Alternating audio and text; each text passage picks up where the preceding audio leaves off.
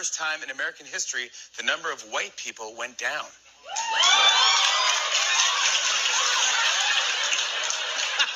And white Americans will soon be a minority, and that's great. Whites will not be the majority.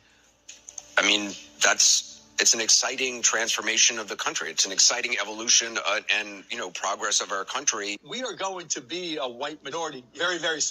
Let's just talk about facts, okay? Globally, white people make about 11% of the world's population. That's already a minority on a global scale. Most of the world is Asian, African, South Asian, Middle Eastern, Indigenous, etc. That's just reality. So when I see people celebrate a demographic change like it's just a win over a group, I'm confused. Imagine if we were saying, oh, Asians are shrinking, that's great. And I don't think it would hit this hard if white people weren't already demonized today, and hear me out. They're saying progress requires guilt and an apology for something you never did. And we have come such a long way as a society, praise God. And a lot of people have put in real work to make things better. But when white kids grow up being told there's something wrong with them just for existing, that doesn't create understanding, that creates resentment. And that's how you push people from one side to another, towards figures like Nick Fuentes. The whole point of this was to be less dehumanization, not switching who gets it. White people broke the earth. White people. Not all of you individually, but the systems you built, the empires you enforced, the profit you prioritized over life. You broke the earth. You didn't just show up and settle. You came with guns, greed, and God. You took land that wasn't yours, spilled blood on sacred ground, and called it destiny. You clear-cut forests, enslaved people, dug holes in the earth for gold, turned the sky into a smokestack, and renamed the destruction growth. You made the land yours by force. You made water something to sell. You made civilization mean white skin, private property, and concrete. You told the world that nature was wild, that people who honored it were savages, and that domination was salvation. And when the earth cried out, when her lungs burned and her rivers turned black, you didn't stop. You invented new ways to profit from collapse. Now you want to fix it? Now you want to lead the way? No, you are not the solution. You are the crisis. But this story doesn't end with you, because the earth is not dead, not defeated. It is wounded, but it remembers. It remembers those who loved it before you fenced it off, and mined its soul. It remembers the songs sung to rivers, the hands that planted with gratitude, the fire keepers, the medicine carriers, the people who knew the earth was not a thing, but a living relative. We remember too. We remember that your empires are fragile, that your borders are fake, that your wealth is stolen, and that your time is running out. The earth can be healed, but not by white saviors, not by carbon offsets, not by policies written in boardrooms.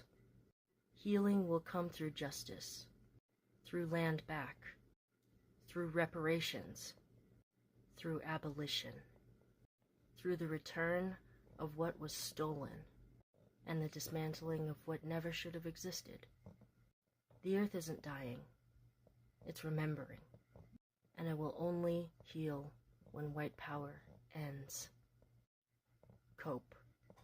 Unpopular opinion probably, but white population is dying out, especially people with blue eyes and light hair color. Like, I need to repopulate these people. I need to find a husband who's blonde and has blue eyes. And by the way, I don't say that people with other characteristics are bad. I know you guys are very sensitive here, like you can't say anything. I'm just saying that this is my preference, and I would like to see people like this more because I think it's beautiful, and they're dying out. And me, okay, I will take this mission. I will marry someone tall, blonde, with blue eyes, white. I will take this responsibility. I know you're gonna write you're racist in the comments. Fuck, explain why. Sun kills white people, y'all. It murders them. The one thing on this planet everything thrives under kills y'all. And this is white people science. Y'all taught me this shit. Y'all told me Eskimos got slanty eyes because if you're from this area, you will adapt to this area eventually. Y'all been 1,000 years, still haven't developed melanin yet? Alien as fuck.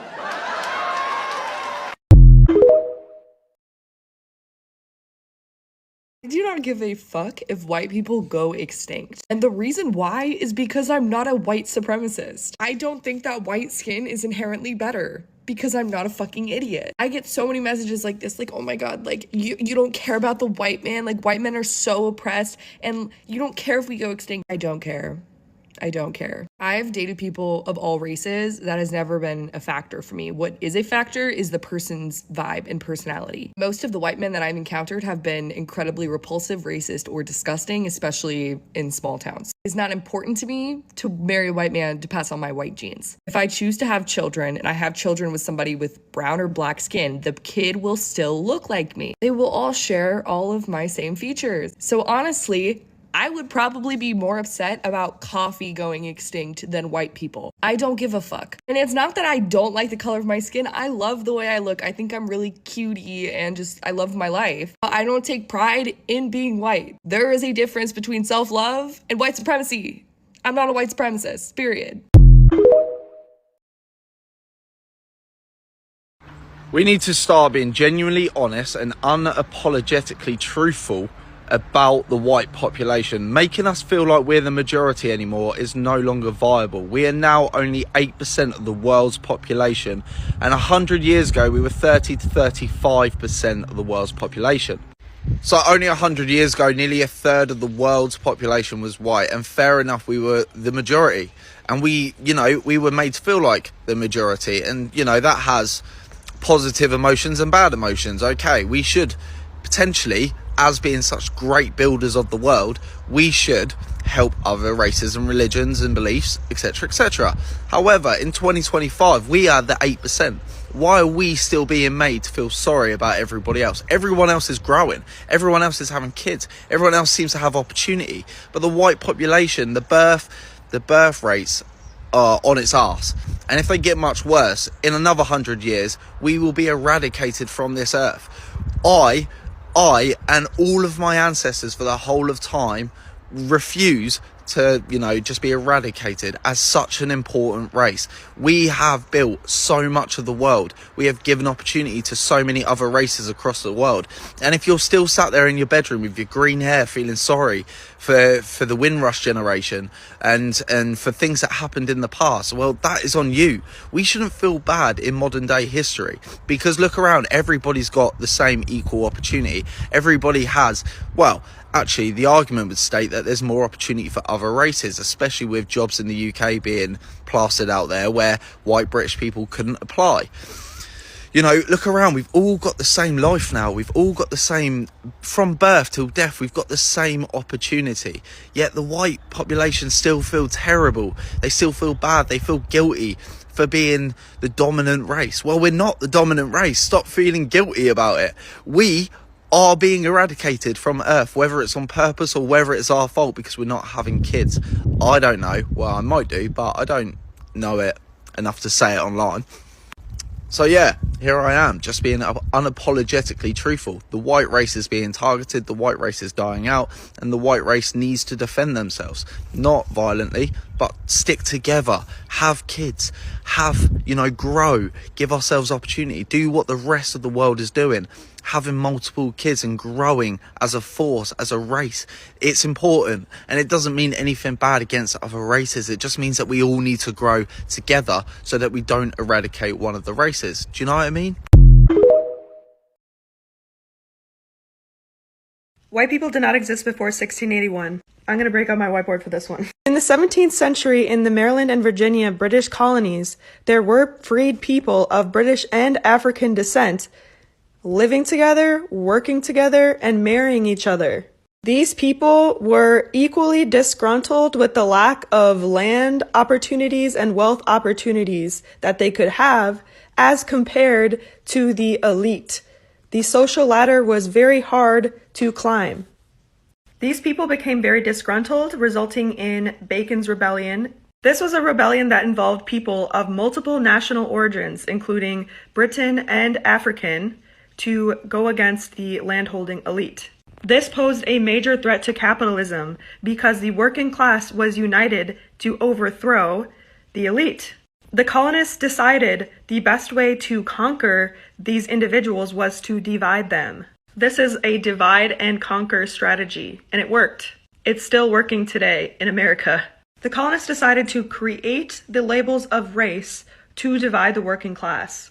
They said now there's white people who are going to be afforded more privileges and advantages for being white, although they were still at the bottom of that ladder. And there were going to be black people who were stripped of their rights. They weren't allowed to marry white people. They weren't allowed to testify against white people in court. They weren't allowed to have guns.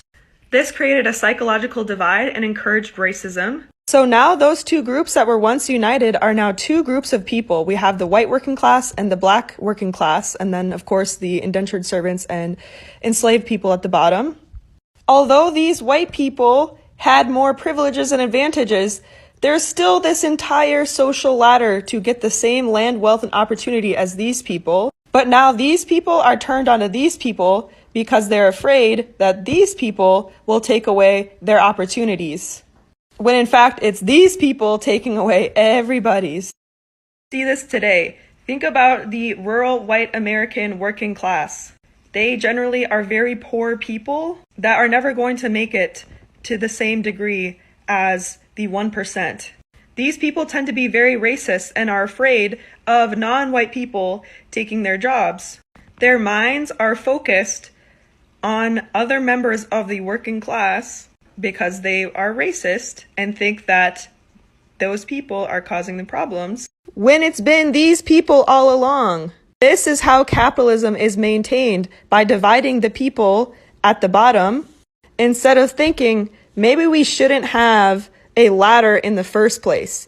Maybe we should all just be on the same standing and same ability to have opportunity.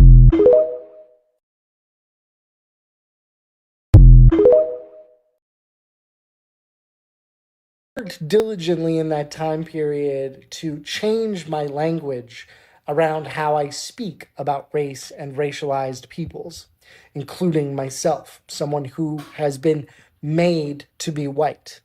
That is what I say to people when they ask me what my race is. I tell them that I was made to be white in this machinery of Western empire. What this means is that before 15th century Europe, my ancestors would have had no conception of themselves as white. As a species, we have always organized, categorized, and stratified or made hierarchies out of human capacity. It's important to note that human capacity exists on a spectrum, and how we have organized or made sense of that spectrum of human capacity has changed over time. For instance, while we now consider the Greeks to be white, and I'll explain why that is in just a second, the Greeks would have never thought of themselves as white people, at least not in the conception that we have today. The use of skin color to signify the potential for human capacity would have made no sense to them. As historian Nell Irvin Painter has shown in her book Inventing White People, however, the Greeks did organize human capacity, but they organized it around geographic location and climate. The Greeks believed that those who lived in more temperate climates, surprise, surprise, like those in the Mediterranean, were far superior, had greater control over their emotions, and had a greater capacity for human governance. Those who lived in either too cold or too hot of climates had a diminished capacity for these attributes. Well, why do we now consider the Greeks to be white? And why do we consider their contributions part of the white Western canon? Well, as historian George Moza has shown in his book on race, Whiteness is a scavenger ideology, meaning it adopts anything that it finds valuable to creating a cohesive narrative about the supremacy of whiteness. So once the idea of democracy became popular after the French Revolution, we then had to tie that rise of democracy and liberal frameworks of existence and politics to a white history. So we searched and we found the Greeks, and we fit them within the canon of whiteness. You've seen this again and again in ways that don't make sense, but you didn't know how to question it or how to articulate what didn't exactly make sense. For example, the fact that we have often treated the Egyptians at times as though they are white because of their contributions of the pyramids. Whiteness is an ideology that claims superiority over any cultural product that emerges that the West finds valuable. So when the contribution of the pyramids becomes recognizably as one of the wonders of the world, whiteness has to latch on to that creation and take responsibility for it in some fashion. That is the scavenger nature of the ideology itself. It has no roots. It only takes what it wants from culture and discards the rest. And that is why colonization and imperialism are constantly working to rename things. I'm thinking particularly about the recent trend of making dot cakes as a manifestation of white culture, even though we know it's also been cortadillo in other cultures, right? Whiteness takes what it wants from cultures, turns it into a product of the West or whiteness, right? Because those things eventually become synonymous, and then pump that out to the rest of the world as though it is the manifestation of white Western superiority. The scavenger ideology of whiteness becomes attached to skin color, right? Because skin color is unmistakable, indelible, and it is the first thing we tend to notice about people. But the only thing you can really tell about a human based on skin color, hair texture, and eye color from a naturalistic sense, from a biological sense, is their relationship to the sun, right? How well they handle UV rays, how much protection their melanin provides them against things like skin color. The darker you are, the closer you evolved or your ancestry evolved to the equator, right? Skin color, hair texture, and eye color were all evolutionarily advantageous traits that helped to protect people from the sun, or in the case of those that are now considered to be white, provide more absorption of the sun's benefits, like vitamin D, for example. But it is through a system of laws, policies, and cultural production that we have associated human capacity for things like governance, the capacity for criminality, to these banal, seemingly banal features like skin color, hair texture, and eye color.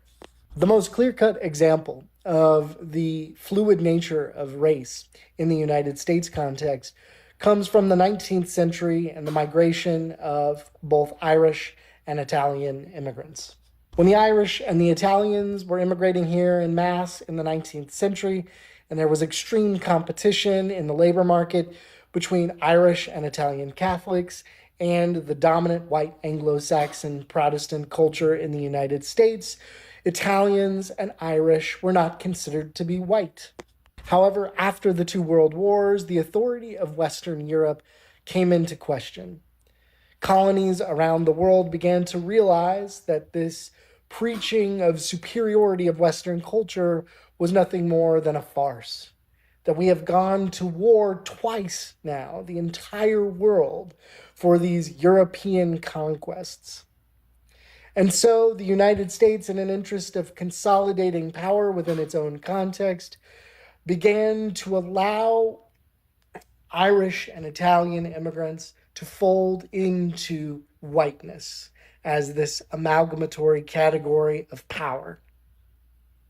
The social contract was that so long as Italian immigrants and Irish immigrants dropped the more salient or more indelible features of their cultural heritage and adopted a American white Anglo-Saxon Protestant sensibility, that they would then be able to be folded into the sort of category of whiteness. They also did this by signaling to the dominant class in the United States that they were willing to fold themselves into the category of whiteness. The Irish, for example, as Noel Ignative has shown in How the Irish Became White, did so through denying access to Irish labor unions to black workers. This signaled to the white Anglo-Saxon Protestant dominant class that the Irish were willing in some way to challenge blackness as a signal to the dominant class that they were ready to fold into the category of whiteness. I say all this to say that the invention of race, the invention of whiteness, was created to divide people, because a divided people is a weaker people. With the dividing mechanism of race, that dramatically reduces collective bargaining power, organizing power, and has eliminated the potential for many working class victories over the last 2 centuries. And until we come to terms with the fact that race is a socially constructed modern phenomenon used as a tool to split the working class in half, we will never be able to move forward as a society. So this is probably the most controversial video I'll ever make. It's about a topic that, depending on who you ask, is either a total racist conspiracy theory or something that's actually happening.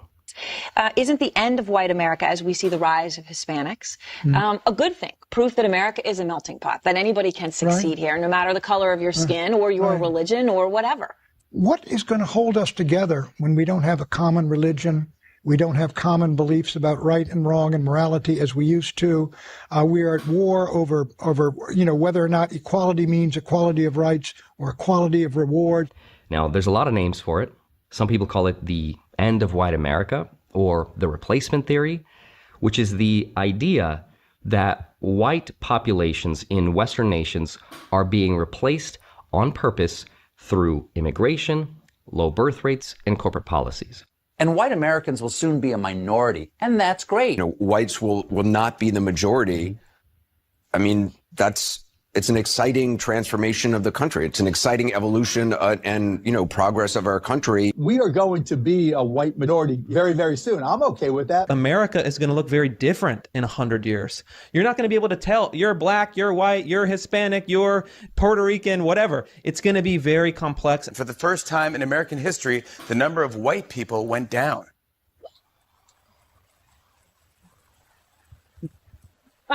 The white population is declining for the first time in history in America. White people will not be the majority in the country anymore. This will be the first generation ever in American history in which whites will be a minority. Now, you might have seen videos from far-right media, or maybe you've seen a few viral videos on TikTok about how a lot of countries used to be a certain way and how they've completely changed over time.